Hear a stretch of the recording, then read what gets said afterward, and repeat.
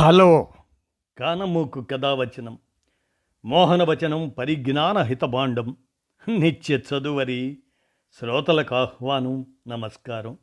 చదవదగునెవరు రాసిన తదుపరి చదివిన వెంటనే మరువక పలువురికి వినిపింపబూనిన అది ఏ పరిజ్ఞాన హితభాండమవుపో మహిళ మోహనవచనమై విరాజిల్లు. పరిజ్ఞాన హితభాండం లక్ష్యం ప్రతివారీ సమాచార హక్కు ఆస్ఫూర్తితోనిప్పుడు అరుణ్ కుమార్ విరచిత అంశంగా విశిష్ట భౌతిక శాస్త్రవేత్త సత్యేంద్రనాథ్ బోస్ ఇండియన్ ఐన్స్టీన్గా ప్రసిద్ధి చెందినటువంటి ఆయన అంటూ ఆ అంశాన్ని మన కానమూకు కథావచన శ్రోతలకు మీ కానమూకు స్వరంలో ఇప్పుడు వినిపిస్తాను, వినండి. విశిష్ట భౌతిక శాస్త్రవేత్త సత్యేంద్రనాథ్ బోస్ ఇండియన్ ఐన్స్టీన్. ఇక వినండి.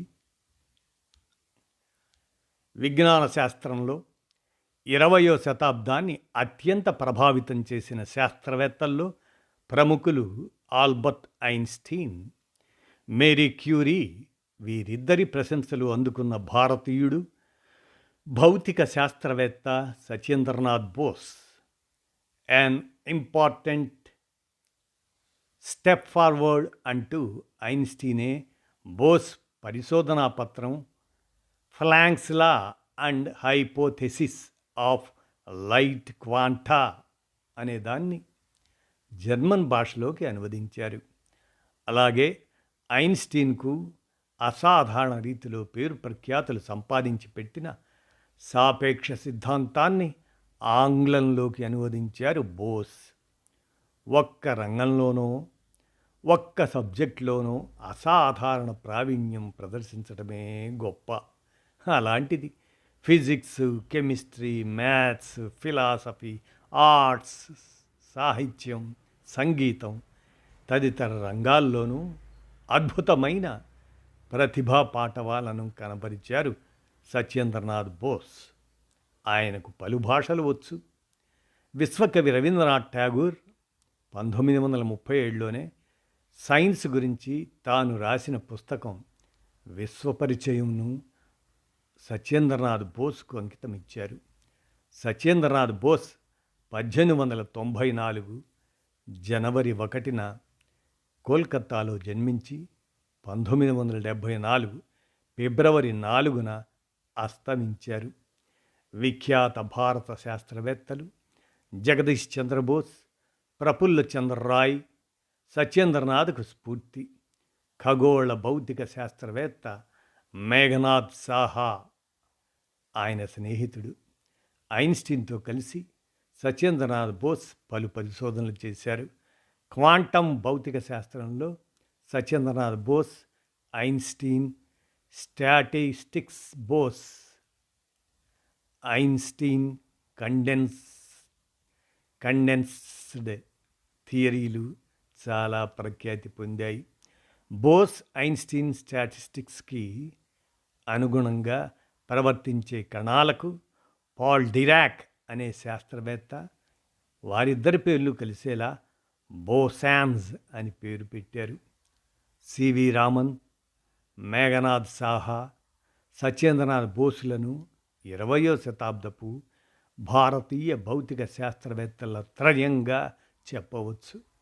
సత్యేంద్రనాథ్ బోస్ పరిశోధనలపై పరిశోధనలు చేసిన శాస్త్రవేత్తలు నోబెల్ బహుమతి పొందారు. కానీ పలుమార్లు నామినేట్ అయినప్పటికీ సత్యేంద్రనాథ్ బోస్కు ఆ ప్రతిష్టాత్మక బహుమతి అందలేదు.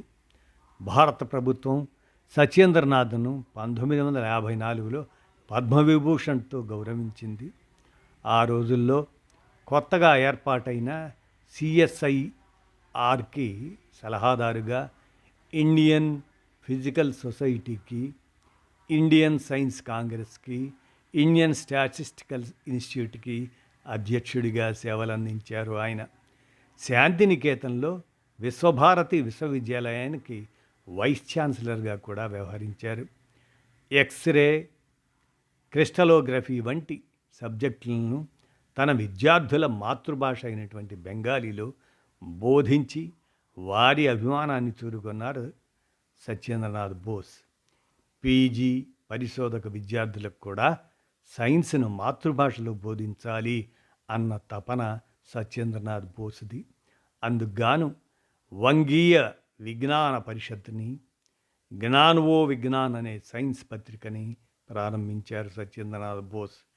వయోజనుల కోసం రాత్రి పాఠశాలల నిర్వహణకు సత్యేంద్రనాథ్ బోస్ ఎంతగానో కృషి చేశారు. ఎందరో గొప్ప గొప్ప శాస్త్రవేత్తలు భారత భూమిపై పుట్టి విశ్వవిఖ్యాతిగాంచారు.